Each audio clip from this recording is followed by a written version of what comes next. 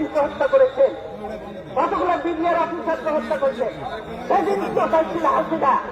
সেদিন হাসিনা কোথায় ছিল? এতগুলো অফিসারকে মারল, ৫৭ জন অফিসারকে হত্যা করলো। সেদিন হাসিনার এই ফোর্স কোথায় ছিল?